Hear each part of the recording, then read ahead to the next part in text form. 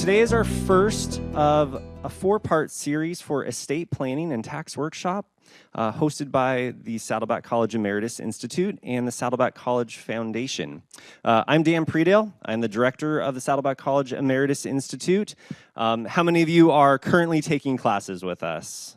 Wonderful. Thank you so much for being here. Saddleback College's Emeritus program, as you know, is about 42 years old, and we're continuing to grow and expand. So thank you for being here, and thanks for all the support you show us as we continue to create more opportunities for academic growth. Today's presentation will be led by Mr. Gary Capita and Mr. Jim Frey. Both have worked in different capacities with the college as well. Jim works with Mission Hospital right now as the Director of Estate and Planned Giving. And then Mr. Gary Capita has his own accounting business, Certified Public Accountants, and he is here to assist us today as well. I'd also like to introduce Dr. Don Rickner. He's here in the front row, and he's the Executive Director of the College Foundation. And then I would be remiss to not include our wonderful project specialist, Natalie Cornair, over here. She was the one who organized the refreshments and the invitations, so also thanks for her as well. So without further ado, I'm going to have Jim and Gary come down, and we will get started. Thank you, Dan. It's great that you're here, and the next 5 hours are going to be exciting, and that's really, really hard to do with taxation, to make it exciting. At least I got a few smiles. No, this is going to be rather brief for the depth of what we would like to cover. So we're just going to kind of go over, just the high points, if you will. And questions and answers are always welcome.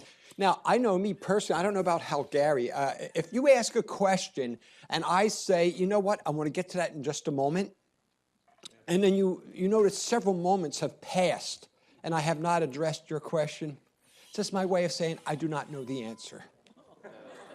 Seriously, ask questions. Between the two of us, I think we will probably have it. I wanted to read something to kind of set the stage for why the college wants to have this and why you're here. This is from Judge Learned Hand that he wrote in 1947. Over and over again, courts have said that there is nothing sinister in so arranging one's affairs as to keep taxes as low as possible. Everybody does so, rich or poor, and all do right, for nobody owes any public duty to pay more than the law demands. Taxes are enforced extractions, not voluntary contributions. To demand more in the name of morals is mere cant. So that kind of sets the stage, and a lot has happened in the tax code since then. So I am now going to turn it over to Gary, and he's going to talk about some kind of standard things that you can consider and think about. Great. Thank you very much, Jim. You can always tell the accountant in the group, because I'm always here in the front, kind of not talking to anyone, getting everything set up, whereas the more outgoing people are, hi, I'm Jim Frey, how are you? We're ready for a good day today. So how many accountants in the room? Any other accountants? That's good. Any engineers? You guys are like accountants. We're all together, right? All right. Thank you for the nice introduction. I had been the past president of the Saddleback College Foundation, so I really have my heart at Saddleback College. Born and raised in Santa Monica, went to Santa Monica College. Wasn't quite sure what I wanted to do. Took an accounting class there. I loved it. I ended up meeting the professor, and he took a liking to me. I took a liking to him, and he introduced me to his buddy over at USC. Actually went over there. This gentleman had a huge office about as big as this room. I was having lunch with him. They had lunch brought in and everything. And near the end, I said, boy, they really take good care of the professors here over at USC. He goes, well, I'm actually the dean of the School of Business. So I really had a good introduction to USC after Santa Monica College. I took the second accounting class. I loved it even more. So I teach for the CPA Society continuing education classes. This class actually is an 8-hour class. It's being really shrunk down to half an hour. So it is, as Jim said, just the highlights. I was teaching a class 8 or 10 years ago. At lunch, it was out in Burbank. A friend of mine from high school was there. We had lunch together, and we were talking about why were we CPAs, what encouraged us. And he said there was a woman at Santa Monica College named Audrey Roach who was our accounting teacher for Accounting 2. And I said, I'm a CPA because of Audrey. I took the first class with Mr. Langteig. Audrey Roach was my second accounting teacher. I loved accounting after that at Santa Monica College and then transferred. I actually called this woman. I graduated Santa Monica College in 1975. So I called her. She was still teaching at Santa Monica College. So the community college system is so important to our students. I love it. Enough of a plug about Saddleback. Let's talk about saving taxes. Today we're going to talk about what to do before December 31st to save on taxes, and we're going to go through all this in detail. I'm going to talk more about the basic tax planning, and then Jim and I are going to talk together about what can be done from a charitable standpoint. Most important expenditure you have, most important, or not most important, but what do you think the largest expenditure that most all of us in here have? What would you say? Medical. Very good. Oh, by the way, I usually teach CPAs. If I say your answer is excellent, great, fantastic, or good, that's all the same ranking. I actually had someone at a break come up to me and say, Mr. Caput, I've answered questions throughout the day, and you say mine are good or great. You haven't given me any fantastics. It all means the same, so fantastic answer. Medical. What are other major expenditures you all have? Mortgage. Taxes. Okay? Taxes is one of the biggest expenditures you have. What should be the biggest expenditure you have? Thank you. Spending your grandchildren's inheritance. Okay? No matter what you learn today, we're going to talk of a lot of good ideas. Spending your grandchildren's inheritance is the best way to reduce your estate tax. Okay? All right. We're going to talk about income shifting and income splitting. Income shifting is moving it from one year to another. Income splitting is splitting it with family members. Anyone here still involved, and probably several people, in an active business? Still working in a business at all or helping family members in a business? Raise your hand because that will help me tailor the talk. Okay? Still actively involved in any partnerships, any real estate ventures or anything? Okay, so quite a few. That, as we'll see shortly, is probably the best tax planning technique. But we'll talk about income shifting and splitting, converting ordinary income to capital gains, converting non-deductible expenses to deductible. And then Jim will talk about charitable giving ideas, donating required minimum distributions from your IRA, donating appreciated assets, and looking at lifetime and income gifts. Okay. We talked about taxes being one of the largest expenditures. I hate to say that I hope taxes are a larger expenditure for you than medical, but I do. Medical taxes, your mortgage if you still have it, or your rent, are going to be your biggest expenditures. Very important to do a 2-year plan for taxes, at least, because, and why I say that, you should look at what's happening in 17, and you should look at what's happening in 18, or maybe happening in 18. How many people think that there's going to be significant tax reform sometime in 17 or 18? Okay, about half. How many think it'll be kicked down, the can will be kicked down the road? Okay, about the other half. I don't know. If I knew, I'd be doing something different, but I don't know. We're planning that there will probably be something happening in 18. We don't think it'll happen in 17. But one of the biggest unknowns is what is going to happen to taxes. So that's why it's important to look at a 2-year plan. Okay. How many people are hit by the alternative minimum tax? Raise your hand if you know or think you were hit by that. Okay. The alternative minimum tax could hit anyone in here. There's no way. I'm a CPA. I've had 40 years of experience. I can't tell you, unless I look actually at the return at the form for the alternative minimum tax if you're hit by it. What the alternative minimum tax does is disallow a lot of deductions. For instance, your property taxes, your state income taxes, sales taxes. Those are not allowed as a deduction for alternative minimum tax. If you have dependents, okay, grandchildren that might be a dependent, others that might be a dependent, it adds that back. and there's a lot of other really complicated things. So it's very important when you're doing planning to look into the alternative minimum tax and to have your accountant, your enrolled agent, whoever prepares your taxes yourself, crunch the numbers. The best thing you can do in planning is have someone first crunch the numbers so you know what's happening between 17 and 18. Great question. The requirement for alternative minimum tax, it's hard to say. We have clients that are making $150,000, $80,000 that are hit by it. We have some that are making $300,000, $400,000 that are over it. It really depends on how many dependents you have and how much you have in state taxes and property taxes. Those are kind of the biggest things. Clients that are in oil investments, it hits them. Clients that have a lot of real estate that they're depreciating really quickly, patents that you're amortizing. There's so many reasons that you're hit by it, and the only way to see is to do your return. Okay? Yes. Let me repeat the question. Is there an internal revenue code that you can look up to see how you can get around the alternative minimum tax? There is, and I can share that with you, but the form, the 8951, the form is the best thing to actually look at, okay, to see and put in. Can you quote us the form number? I will get that for you, okay. And, okay, shifting tax preferences into non-AMT year. So in other words, let's say in this year you're in the alternative minimum tax. Does it make sense to pay your December 10th property tax bill that you can put off till April? No, because that's not deductible if you're not going to be in the alternative minimum tax next year. A lot of times your accountant will say, pay your state January 15th estimated tax payment by the end of December.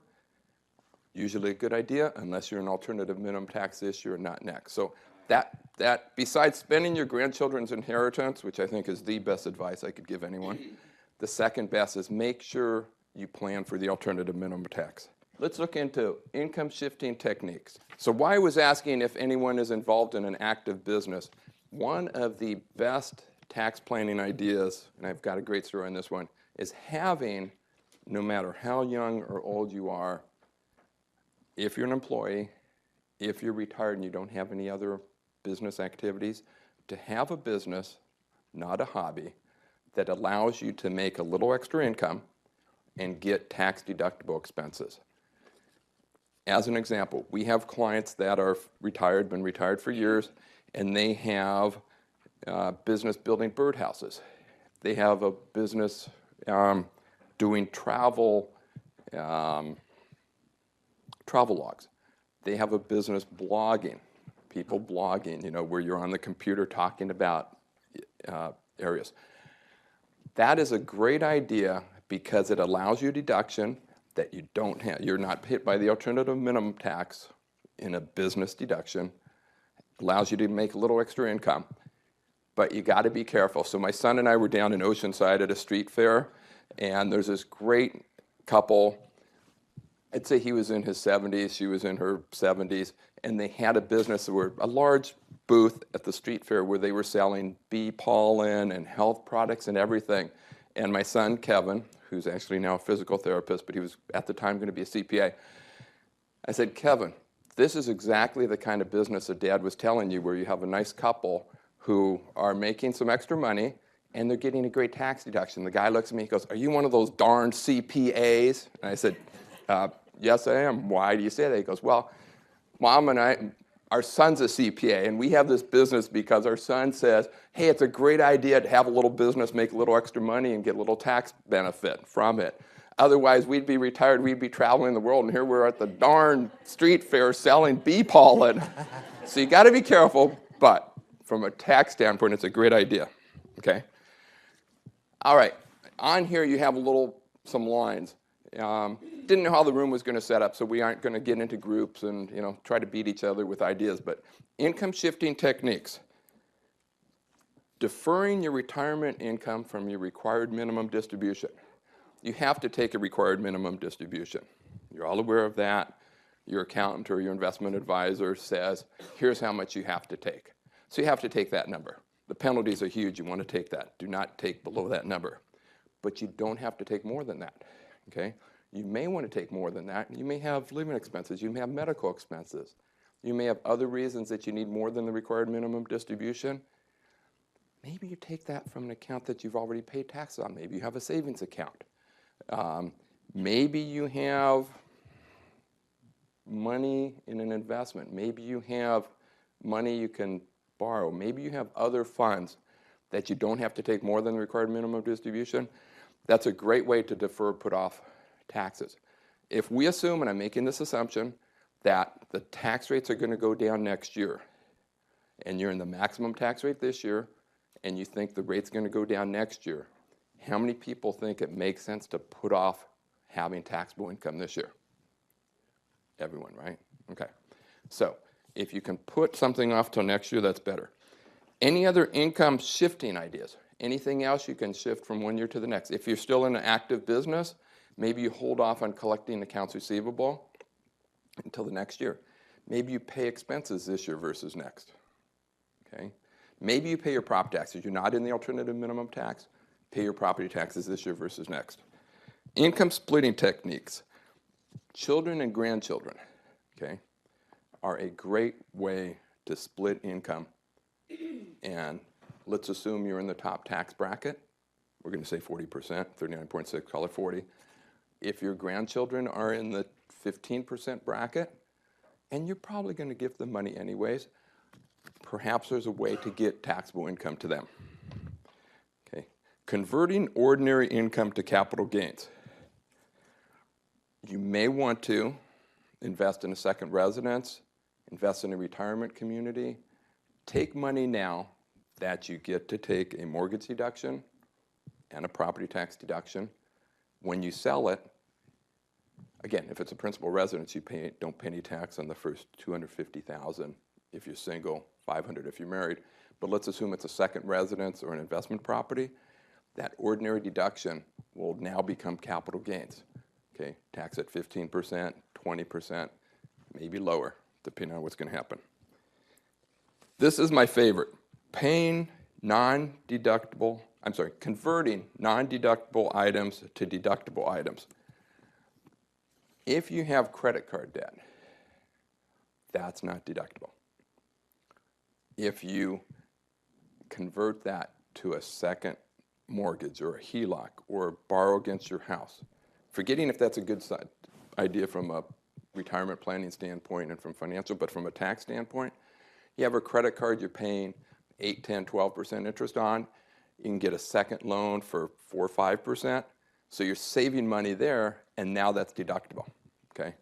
Great idea. I know someone's going to raise their hand and say, yeah, but we're putting more debt on our house. We're encumbering our house. I agree. Okay? From a financial planning standpoint, you have to look at that. Does that make sense? From a tax standpoint, great idea. How many people think it's better to have your house paid off? Raise your hand if that's important to you. Okay? How many people think it's better to have a mortgage and not pay off the house? Okay. No right answer, although I've always been the pay off the mortgage. Okay? I've always liked to have my house free and clear. I finally heard from someone that made sense why the people that are saying it's better not to pay it off make sense. Because people always say, well, you get that tax deduction. Yes, but let's assume your mortgage is at 5%. You're making 5% on your investments. That's a wash. That doesn't make sense. What I heard the other day that finally clicked with me, which is your mortgage is ordinary simple interest, right? Your investments, you're making compound interest. So that kind of, I'm 61 years old. We all learn something every day. I said, okay, that does make sense. So it may actually make sense to have a mortgage on your house. Again, personal preference, but taking non-deductible interest and making it deductible, great idea. Deferring, please. Is there a limit on the deduction for mortgage? There is. As it currently stands, it's up to $1.1 million. So in other words, a mortgage up to $1.1 million is deductible. Anything above that isn't. There's talk of changing that. Okay. That applies to both the first and the HELOC? Yeah, so technically, again, I agree with Jim. There's Hey, certain things I don't that, know what he's talking about. Oh, no, no, no. It's No. to So your his point. question is that 1.1 million the first and the HELOC? Technically, and it is $1 million of purchase money mortgage. So in other words, when you buy a property, it's $1 million. There's several cases that say you can actually wrap the HELOC and not have to get $1 million first and a $100,000 HELOC. Okay, so it really is $1.1 million. And let me give you a 2-minute discussion on tax law. Okay, there's a book called the Internal Revenue Code. That's a book about this thick. Okay, this is what the United States Congress, who makes all the tax laws for the federal government, that's what they say the tax law is, and it really is about that thick. Okay, there's 4 books called the Internal Revenue Code. That is about, if I'm correct on my bookcase, that's about that thick, which is the Internal Revenue Service saying what they think Congress means. You could fill this room floor to ceiling and probably go out into the hallway with case law. Case law is you and I, taxpayers, saying, well, we know what Congress is saying. We think we know what they mean. We think we know what the IRS means, but what does it really mean? Case law on a HELOC or a first and second mortgage pretty much says you can go up to 1.1, okay? Which can change, yes?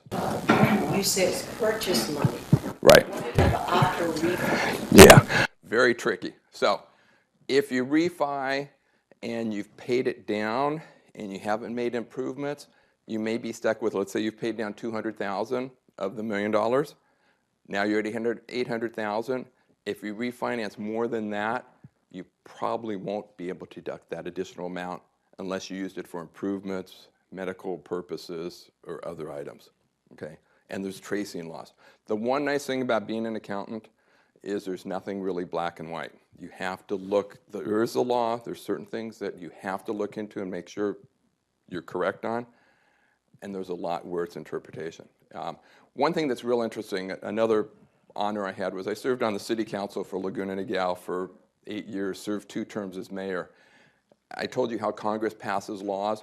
There's a law that says if you are going to get a bonus from work and you don't have any control over that bonus, it can be taxed to you in the next year, right? Income splitting, great idea.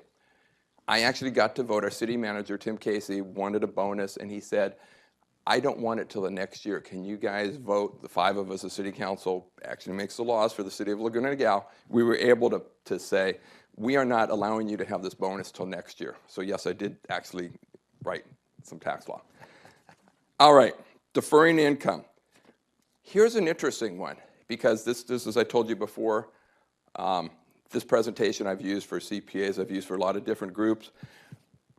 Jim had said, you know, let's tailor it more for the Emeritus Institute. So I thought, gee, what's a good idea for, you know, deferring income is usually funding a retirement account. That's a perfect example. And I thought, we have a client who's a well-known comedian who still is performing in his 70s. He makes $2 million a year. He is able to still keep funding a retirement account, okay? Even though he's taking his required minimum distributions. He gets $300,000 in RMD every year, and because of his age and he doesn't have any employees, he has a defined benefit pension plan. He can put away another $800,000 a year.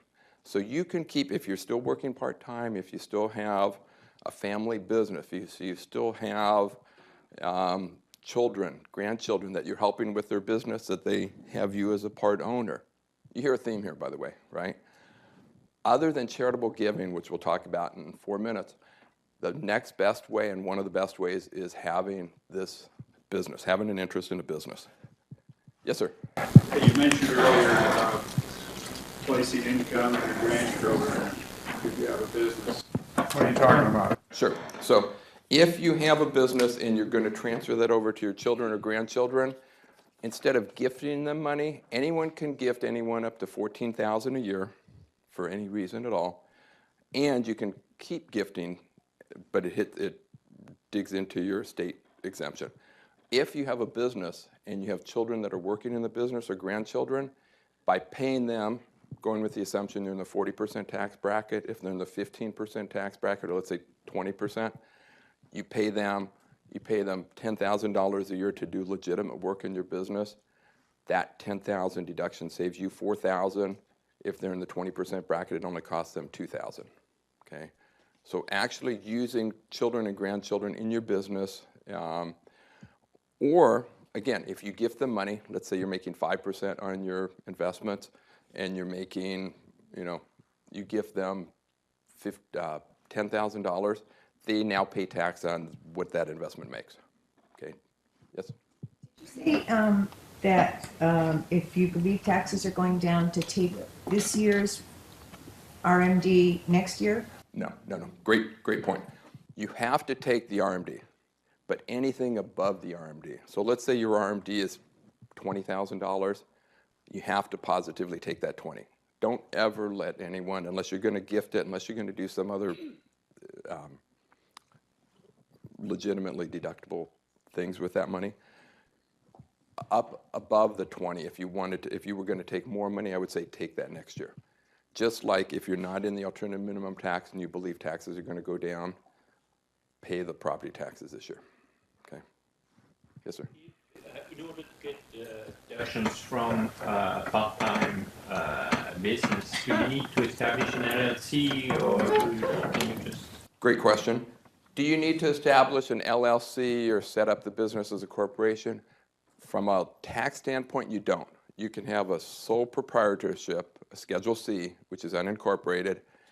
However, check with an attorney about the legal, do you get more protection under an LLC? Okay? Sir? If you're taking RMD and if you're working part-time, can you put some money in Roth IRA? You can. Yes, you can. Mm-hmm. Now again, Roth IRA is not deductible versus the IRA is deductible. How many people think, and again, no right answer to this, how many people think it's better to have a deductible IRA? Raise your hand. How many people think it's better to have a Roth IRA? Okay. The reason being, because you're already paying tax on it. Here's why I say, and again, both are right, but look at what a deduction is worth today. Let's assume you're in the 40% tax bracket. If you fund a traditional IRA and you're able to, you get a deduction at 40%. If rates go down and you take that money out later and the maximum rate is 25%, then that makes sense. And the other thing, and this is the third most important thing, spend your grandchildren's inheritance, make sure you have a nice charitable giving plan in place, and 3, make sure you realize that tax laws change. People are going to say that Roth IRA, that'll never be taxable. Hopefully correct. Maybe not. The gentleman that asked a question about the mortgage interest deduction, it used to be no limit. You could have a mortgage of $2 million, $3 million, $5 million, right, and deduct it. They changed it. The alternative minimum tax, they keep changing it. Tax laws change. Just because they say just because Roth IRAs are not not taxable now, does not mean that they won't be taxable in the future, okay? So all kinds of fun stuff. It's 10 o'clock. We got to let Jim do his great talk. Thank you, Gary. And it's interesting he said about how he puts himself and engineers into the same bucket because they're wired differently. And we're all wired differently. And that's why this lady right here and I have so much in common. How many other left-handers do we have? Oh, wow, all right. Left-handers rule. I tend to be creative. I tend to be, different.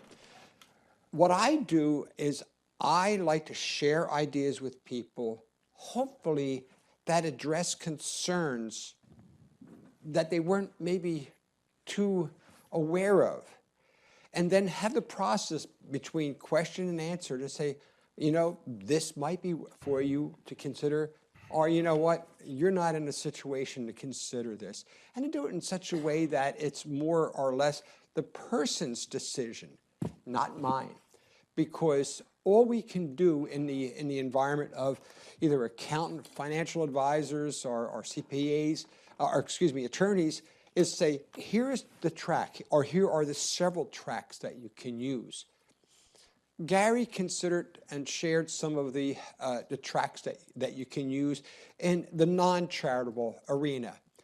I'm going to be chairing the ones that are in the charitable arena. And again, just take some time and go through them. But I did want to say, what is the National Financial Literacy Campaign? Trying to reach local communities, churches, organizations, to just give common financial basics. Interesting. He's wearing a button there, and I'm one of those people. I ask questions. and you're left-handed as well? Yes. Oh, my good. Mike. All right, let's get right into this now. We talked a little bit about the IRA. Now, I must confess, I do not look it. But last year, I had to take a distribution from my IRA. And it was kind of interesting because God has blessed me. I didn't need it, all right? It wasn't a tremendous amount of money, but I said, gee, this is going, and it would have put me into a higher tax bracket. Just a sidebar. I work with a lot of people. And there was this one gal who used to live at Covington. And, well, let's kind of put it this way. Around November of every year, she would call me and says, Jim, I just got this check, and I don't need it. And this would happen year after year after year. And we would pretty much have the same thing. The check was over $100,000, her minimum distribution. So you do the math. In terms of, she had a huge, and at that time, you could own, and still now, $100,000 was the most that she could do. And she said, why can't I put it all in? I said, well, you got to talk to your congressman. But it's an interesting way where you can donate. It was a joy. I've been preaching this stuff. Now, it's now permanent, but for the last 7 or 8 years, it's been, oh, are we going to do it, or are we not? The Congress would wait until, almost the end of the year, and then say, okay, we're going to make this retroactive to the beginning of the year. Now it's permanent. So from a planning perspective, you don't have to worry or say, oh, gee, what's going to happen this year? So everyone who must take a minimum distribution, you can consider charitable giving. Now, again, it was just kind of neat. I like being able to support, and as a matter of fact, with this relief stuff that's happening, I was able to make a few contributions to organizations. I made it from that, and so it just feels really good. Some things that you have to know about it. The good thing about it is that I did not have to include that as ordinary income, because basically it didn't come to me. It went directly to the charities that I selected. And that's very important to remember, because remember I told you my friend, she actually received a check, and I said, you're going to send it right back, and you're going to give them instruction as to how you would like to have that money distributed. Now, if she had cashed it and said, now what do I do with it? I said, you cry. Because it's too late. And again, timing is going to come into another technique that we're going to be talking about. And that gets to my second point there, the caution. It must come directly from the plan administrator to the organization, to the charity. I see a lot of faces here who aren't even thinking about minimum distribution. You're still in the process of accumulating, and I see faces that probably are in that boat. Yes, ma'am, you had a... Does it have to be an organization, or can that be, let's say it's $20,000, can you gift your children 10 and 10,000? You can, but you go to jail. Okay, so that it has to be a charitable organization. It has to be the qualified 501c3, all of that fancy stuff. The college falls into that category. Most churches fall into that category, but it cannot be your favorite charity, your children. It has to be a real charity. Yes, ma'am. Can it be split, that part of it goes to the charity? Charity and part of whatever's your required minimum, that part of it goes to the charity and part of it goes to yourself? Sure, and that's what I did. I took a few dollars out because I wanted to buy a new guitar. All right, so it was nice. Oh, gee, I have more money to, but the bulk of it really went to. So the answer is yes. Let's say your minimum distribution is $20,000, and you say, yeah, you want to buy a new guitar. I say, okay, I want to take 5,000 and I'm going to donate the 15,000. But the thing I want to make sure everyone, because I've been doing these seminars for years and years and years. And nothing upsets me more when I get a call 6 months, a year, 2 years later, and we're going to get to that in a little bit. Say, you know, what you shared with me about how to sell my property without paying taxes? Well, I just sold it. Now what? No, you have to do these things the right way. There was another question, I'm sorry. Oh, yes, sir. So you don't include it as income, but can you take the deduction to charity? That was a super question. No, they're not. The question was, okay, I don't have to report it as income, but can I deduct it as a charitable contribution? The IRS, by and large, are pretty sharp people. They're not going to let you do a double dip. I don't blame you for asking. That's the first thing that I ask. And good question, but the benefit is you don't have to include it as ordinary income. But what must you do first to make it happen? I want an answer quick. What do you have to do? How does it have to happen? Through the plan administrator. Through the plan administrator. Through the plan administrator. Good. Yes. Is it true then, as a direct payment, not including it in taxable income, you get a tax benefit when it comes to calculating your itemized deductions for medical expenses, because you can't deduct the first, whatever, 7% or something of your adjusted gross income as a medical expense, and you've just reduced your adjusted gross income? Yes. Yeah. That is why you wanted to go direct. So the question is, are you able to? You're not counting it as income, but does that also affect what you're able to deduct for medical? As a medical expense, because you're not allowed to deduct. I think it's 7%. 7.5 or 10, depending on your age. Yeah. Why don't you jump in here and repeat the question from a CPA's perspective? The gentleman's question is, in addition to not having to pay tax on the RMD by having to go directly to charity, does it help you in other ways, such as your medical expense? So depending on your age, you either have to take 10% of your adjusted gross income or 7.5% of your adjusted gross income and add that back. Since this is now not part of your adjusted gross income, it saves you more taxes. So in other words, instead of taking the money and writing the check to the charity, which you're saying, isn't that the same? No, it's not. What this gentleman points out is by having to go directly to the charity, it saves you in the alternative minimum tax, perhaps. It saves you in medical deductions. It saves you in a lot of phased out deductions. So there is a real plus other than having that money not taxed you. Saves you also on your Social Security. And yeah. Saves you also on your Social Security taxes. So there's a lot of mileage, if you will, in just doing that one thing. Thank you for that question. Very good. All right. So any other questions about the IRA distribution? Oh, yes, ma'am. I have a charitable trust at Schwab. If you have the administrator put the money in the charitable trust, the next year you donate the money to. I love your creativity.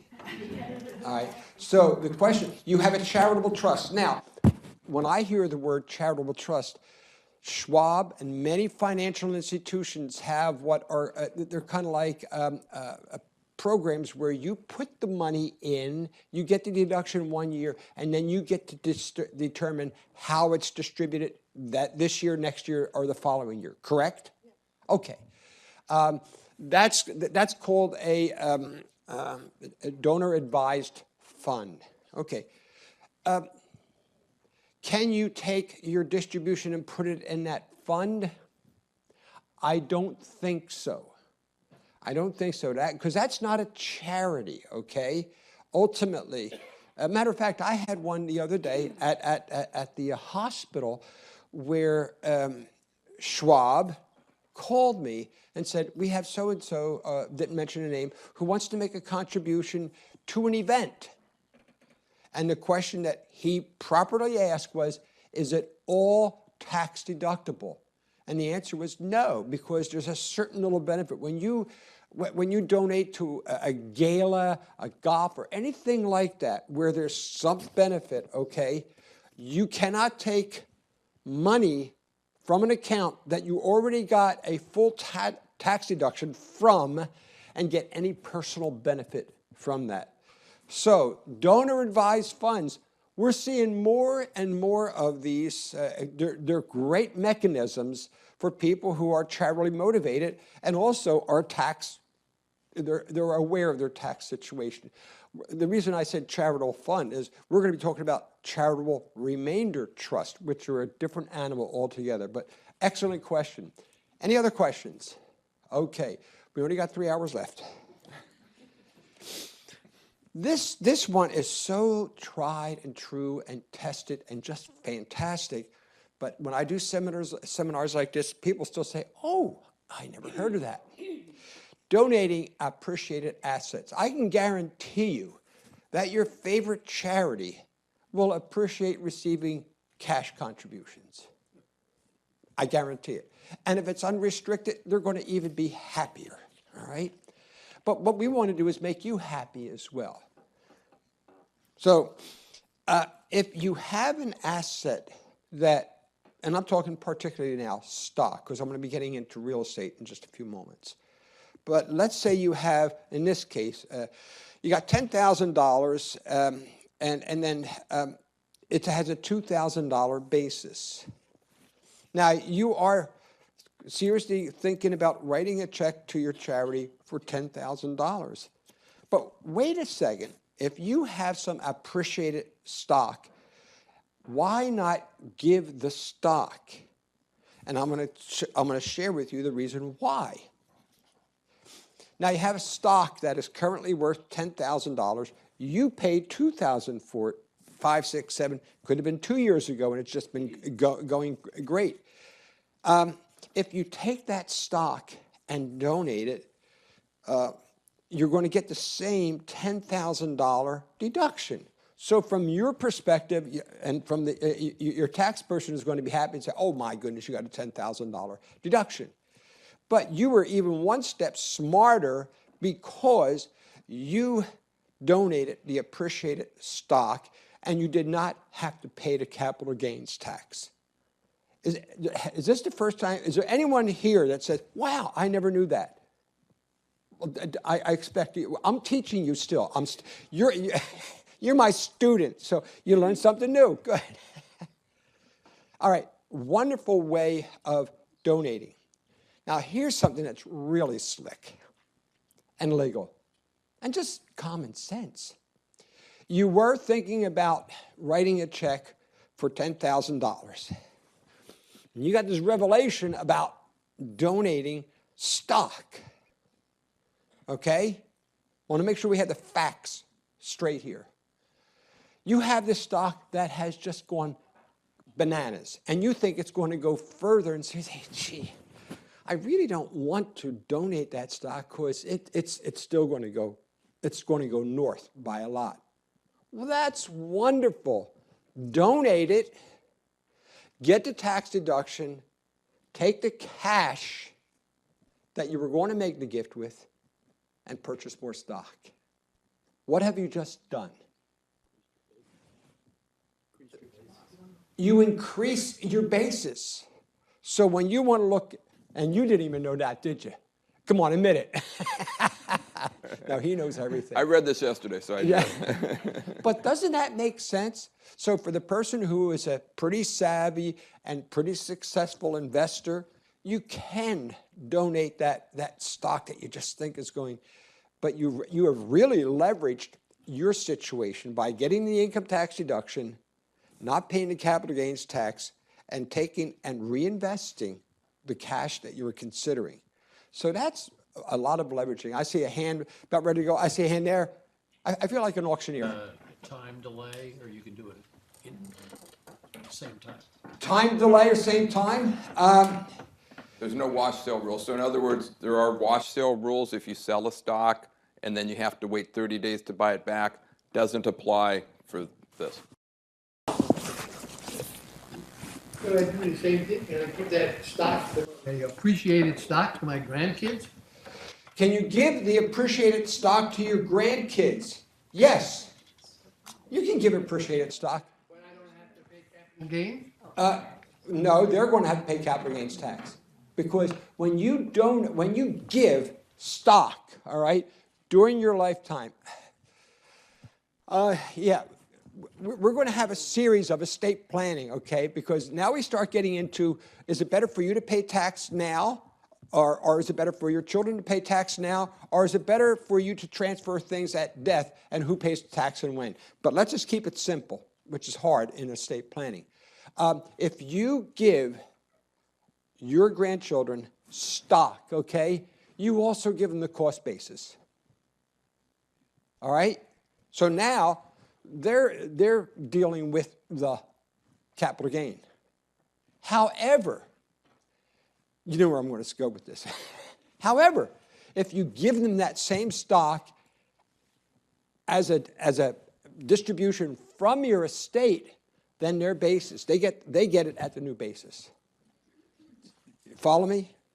So, and that works for non-family members as well. And the correct spelling of my last name is F-R-E-Y. So, good questions, good question. Excellent questions, dynamic questions. Okay, the next part is a lot of stuff, but really, really powerful. How about if you donate something and receive income? Now, as we have here, we have the simple way and extreme leveraging. The simple way is a little device called the charitable gift annuity. It's simple, it's easy, it's a contract between a charitable organization and you, where there's an exchange of money or assets, and in return for that, you receive income. The income is for the rest of your life. Part of it is tax-free, and you get an income tax deduction. That's the simplicity of a charitable gift annuity. Now,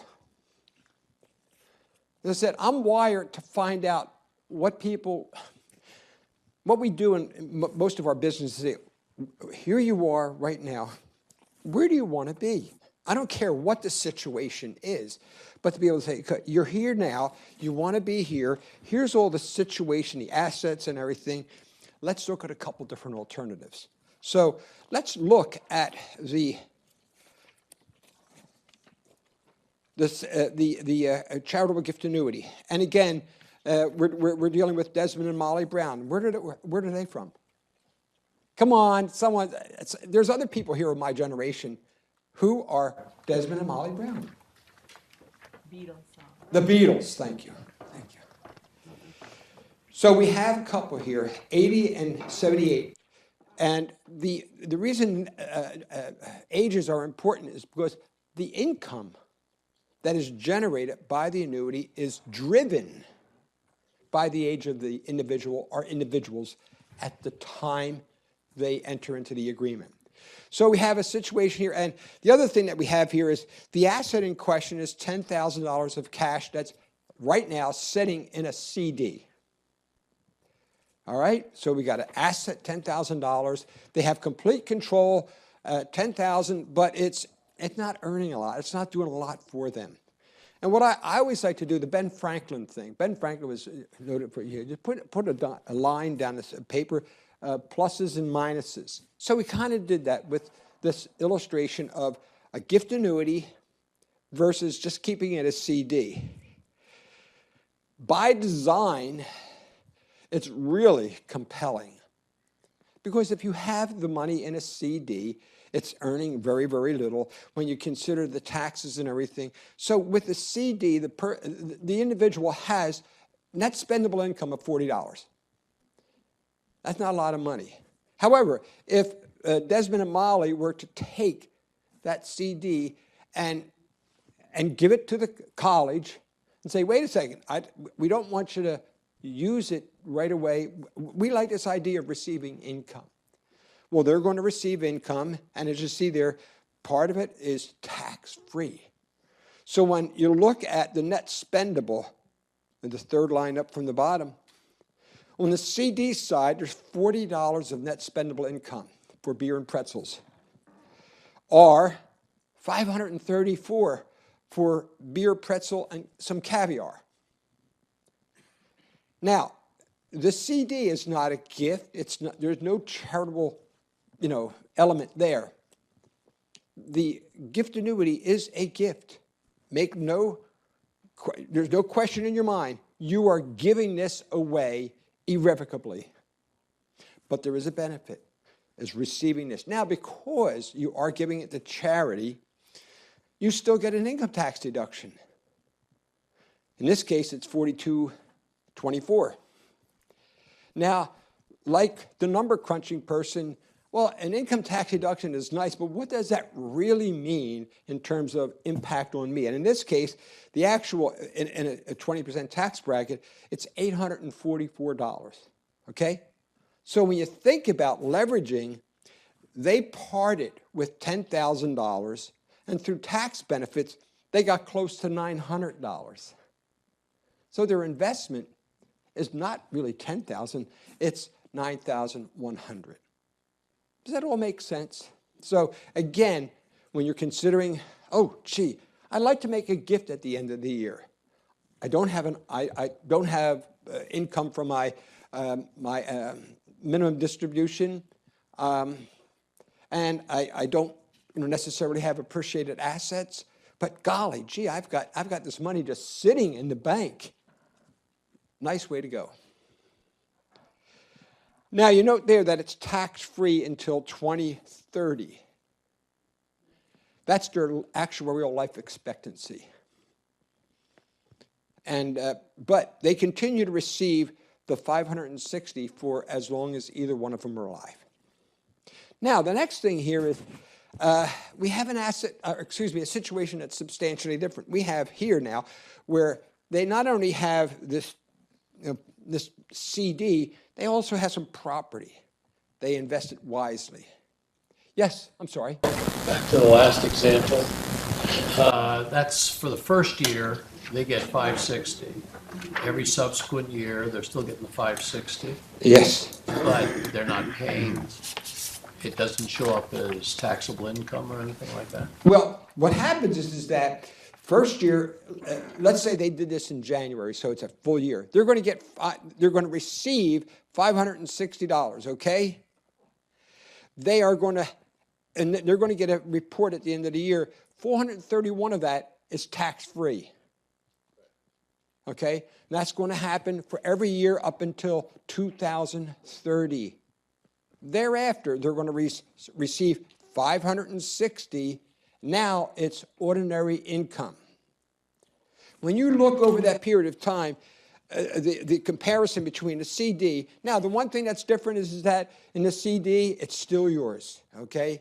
If you say, I want to give it to my children, whatever the case may be. Again, every situation is different. All I can do is share information. Any other questions? Because the next one gets, I always say that, yes, ma'am. Can you have beneficiaries for the charitable? Can you have beneficiaries for the gift annuity? The answer is no. The charitable. I'm sorry? The charity is the beneficiary. Exactly. The charity is the beneficiary. Now, when we get into the charitable trust, the level of complexity gets much higher, okay? So now we have a $1.5 million property that they have. They've been managing it. They're sick and tired of cleaning toilets for the tenants, okay? They get calls in the middle of the night, and so they're at the age where they say, you know what? We'd love to get rid of this thing, but the capital gain, we hate paying taxes, and we hate paying capital gains taxes. So most people don't think of what are my alternatives. There are alternatives. You need to know. I believe that every financial advisor, anyone who is in the business of advising people, must at least put this in the front of people to let them say no or, wow, I didn't know I could do that. So when you look at the flow here with the sale, you sell it, pay the capital gains tax, you have a pot of money left over, and normally people are going to be very, very conservative. They don't want to say, you know what, I think I'm going to go into pork bellies, because now this is income that they're depending upon. My contention is that before you do that, why don't you consider dropping it into or gifting it to what is called a charitable remainder trust. Now, charitable remainder trust does a couple of things. First of all, when it sells the property, because it's a charitable entity, it does not pay capital gains tax. So let's forget the selling expenses, okay? So now there's 1.5 million that's working for you. This isn't a standard, straight-up charitable trust. Most people will say, well, do you know what, I don't know whether I want to give up all of that to charity. And I like to pose people with questions. And if you were in this situation, I would ask you, what would you think if you could get rid of this property, receive a lump sum tax-free, and then also have lifetime income? You would probably say, gee, tell me more. That's exactly what we do here. So in the illustration, we're talking about selling part of the asset, and then also you receiving, putting it into a charitable trust. Now, what happens is, here's the neat part. The portion, you get an income tax deduction from the charitable trust, which totally offsets the capital gain. And so that's why you can walk away in this case with, how much is it? Yeah. So in this case, Desmond and Molly, they walk away with $620,000 tax-free, because the taxes are actually paid by the income tax deduction that was created by the charitable remainder trust. Now, the charitable remainder trust is designed to do two things, and it can do a lot more. Who's the person to ask about family? Basically, it pays income to them for the rest of their life. And then at the death of the survivor, it goes to charity. Now, we can't have that at death go to family, because you're getting an income tax deduction for making a gift to charity. The IRS says, you are so kind and wonderful and generous, you are making the world a better place, and it's irrevocable, so we're going to give you an income tax deduction for the present value of the future gift. And again, the IRS doesn't make sense a lot of time, but in this case, yeah, charitable contribution, benefit, you're going to be receiving something, the income, so therefore you're going to get it. You don't get a $1.5 million deduction. Now, with the charitable trust, many people say this, well, what happens if, we die before our life expectancy? I said, well, the gift goes to the charity. Our charities, keep that in mind, because most people who have donative intent, they support more than one charity. It's just given, all right? So many people would say, gee, I can have this go to the college, my church, whatever it is, and the answer is yes. But let's say you wanted to include, or let's say have the safety valve, that if you were to die a year afterwards, and you're relatively young, all right? You could have a provision in the trust that would have income paid, say, for 10, 15, or 20 years to your children. Now, that's a whole lot of stuff that we talked about in a very, very short period of time. And believe me, there's a lot of moving parts in the CRT. I said, when you talk about the gift annuity, pretty straight on and simple, straightforward. You give, your age is such, because we can talk about how much is the trust going to pay out. That's all determined because it is a legal document. It's a charitable remainder trust. You have to engage. Are there any lawyers here? Okay. You will have to involve a lawyer. And the reason is because you're talking about a trust document, and it needs to be drafted perfectly so that everything that you expect it to do will be done. But the thing is that in creating it, there are a lot of alternatives. Yes, ma'am. Like charitable trust use as a deduction over what lengths of time? Do you have to use a 1 year? Oh, you're saying how do you use the deduction? Very good question. The IRS says is that you must use all of your charitable contributions with appreciated assets up to 30% of your adjusted gross income. And if you're not able to use it that first year, you have up to 5 additional years. So really there's 6 years for you to do the deduction. And that's why it's important to sit down with your advisors and everything and take a projection. Well, what does your income look like now, next year, and the year after? In many cases, people will be able to use it within 1 or 2 years. But it's a bargaining chip because you have this huge income tax deduction. But don't forget, in this illustration that I just shared with you, 2 things are going to be happening.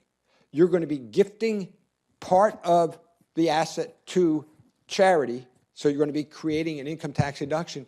You're going to be selling the other part, okay? So that year, you're going to have the exposure to capital gains tax, but you're also going to have this offsetting charitable income tax deduction for the portion that went into the charitable trust. Again, we're here. Yes, ma'am. On the charitable remainder trust, at what dollar point, like the lowest amount would be good question. What is the lowest amount? You know, we have to look. I would say I wouldn't want to have a discussion for anything less than $1 million because there's the cost of creating it. There's also the cost of an annual. It's a separate living entity. It files an income tax return, et cetera, et cetera. So you have to look and say, oh, gee, do I want to? If it was 500,000, something like that, nah. $1 million is where I would sit down and at least crunch the numbers and see, okay, let's consider it. Because it's not about what's important to me, nor the college, nor any of the charities. It's what's important to you and what's going to work for you. These are just ideas. We're here to help you. I'll be around until 4:30. Really, I'm not. My wife will not allow me to be here until 4:30. Too much stuff to be done. But what other questions? And then if you want to hang around for a little bit and ask either of us, we'd be more than happy. Now, you got a book. You got a book. Is it okay if I kind of launch into this? Yeah. When we were talking about how can we help people, we looked at the information that is out there, seminars and things like that, and the Institute wanted to really help the people because there's so many people that are in the Emeritus Institute. And we settled on having this session to get people geared up for how they can save on their estate by not paying, by reducing the amount of taxes. But more importantly, we are going to offer in the beginning of the first quarter of next year probably a 3-part estate planning, and it's going to be based on the information in that book. It's a very easy, simple to read book. It covers everything, and we are going to cover everything. And so we'll broaden it up, we'll widen the scope of what it takes to transfer wealth. We just talked about a little segment here. So we hope to see all of you and your friends as well. Yes? How do you get into a charitable gift annuity? How do you get into a charitable gift annuity? It's real simple. Seriously. You say, okay, I want to support this organization. Does the organization offer a gift annuity program? Not every charity in California has been licensed because the state of California watches this like a hawk. They just don't want some little old charity creating something. Oh yeah, we can, No, it has to be approved and by the Department of Insurance. So once that's done, then you say, okay, I want to donate X dollars. And the first thing you want to do is say, well, what are my benefits? So just like we know what their benefits were, I would sit down with you, Don would sit, someone would sit down with you and say, at your age, such and such and such and such, here's what it's going to look like. And then you'll have the information right in front of you and say, okay. And now in their case, they were getting, my arms are not long enough. 5.6% at 80 and 78. So you look like you're a little bit younger than that. So you might have something that's in the low fives, high fours. So the thing is to find out exactly in your situation, how much would the annuity pay? Now, here's something interesting for some of you much younger people.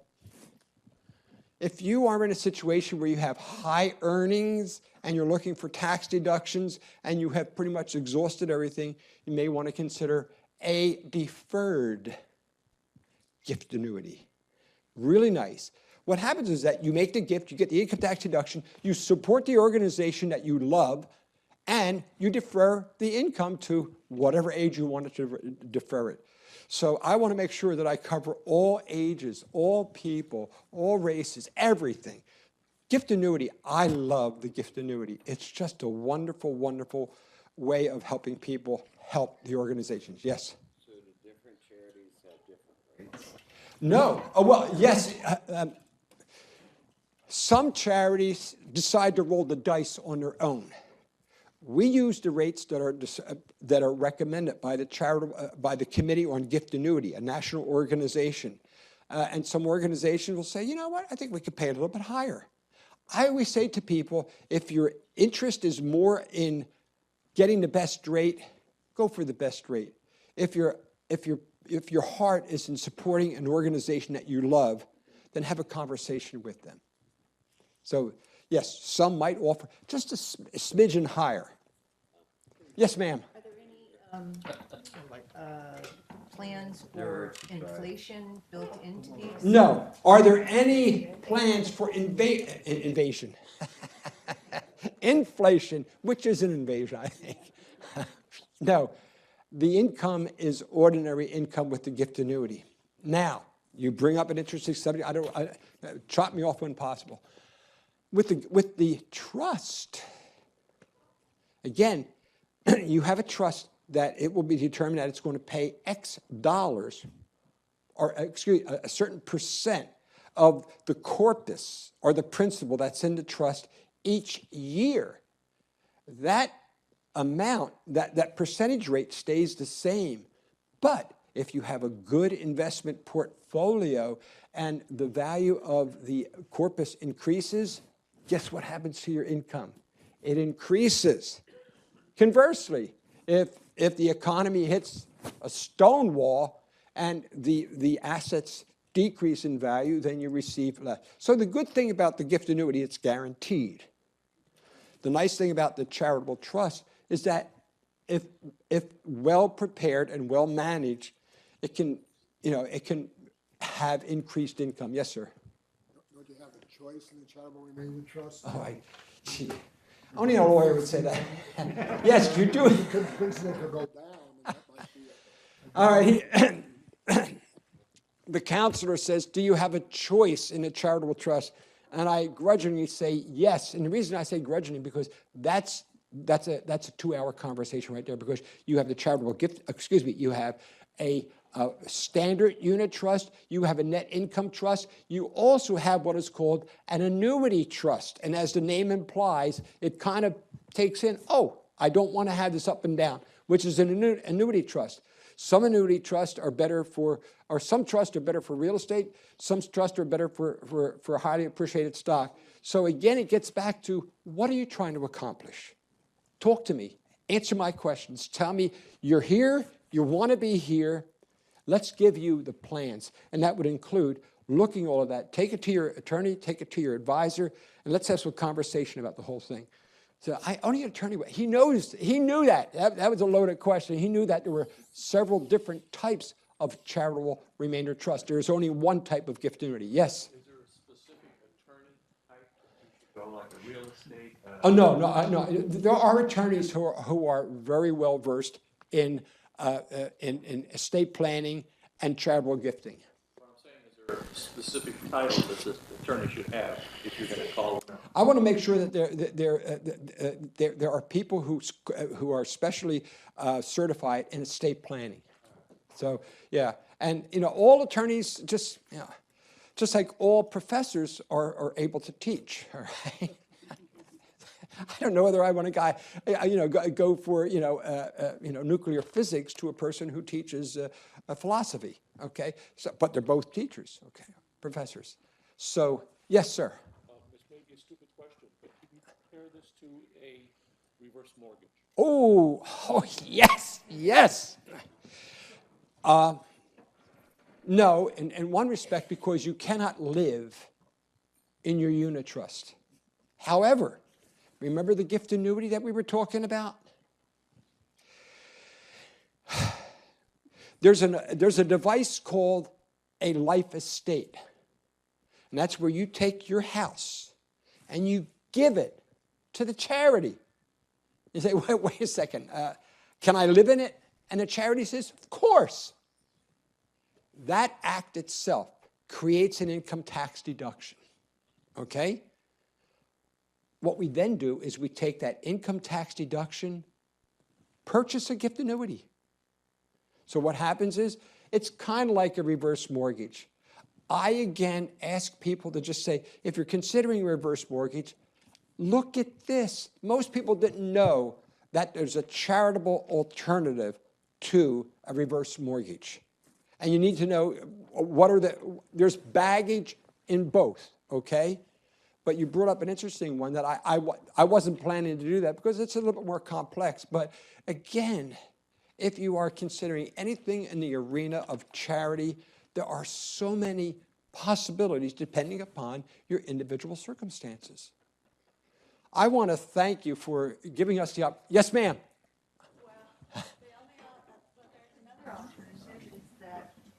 Take some property, you let a property manager manage it. Because you're 80 years old, so one of you passes away, if you have a trust, then you have a stepped-up basis. Then you can sell that property, and if it's appraised at the same amount of 1.5 or whatever, you pay no tax. Yeah, and she brings up a very good point. You don't have to put it into a charitable trust. You could say, I'm done managing it, but I want to hire a property manager. And it's a very valid point. It all gets back to, you're here, you want to be here. Does this include charity? And let's look at your circumstances. Yeah. But once you sell it at the stepped-up basis, you can get the charity. Okay, thank you. Yes, but you're dead. Because if you wait... Oh, yes, I hear what you're saying. Yes, and that's true. You have step up in basis with husband and wife. We're getting a little bit more into all of the particulars. So you need to come to the presentation that we're going to be having where we discuss those things. A great question. Thank you all very much. Also, Jim and I and Don are available if you have questions afterwards, and Dan's going to... So again, can we give Jim and Gary a round of applause, please? Thank you. Good doing business with you. Very much appreciate your time, and please, Don, yes. How about the gentleman giving their phone numbers for those people who might want to take them down, or your phone number, or somebody's phone number? Go ahead, what's your Sure. What's your number there? It's easy. Actually, years ago, I started in Century City with Arthur Young, which is Ernst & Young. I moved my office down to Orange County when I went on my own, so I have 800 Capitax, C-A-P-A-T-A-X, which is 800-227-2829. Easy number. I'm right across that six-story mirrored building like you can see from here, but you can use that. That's an easy one.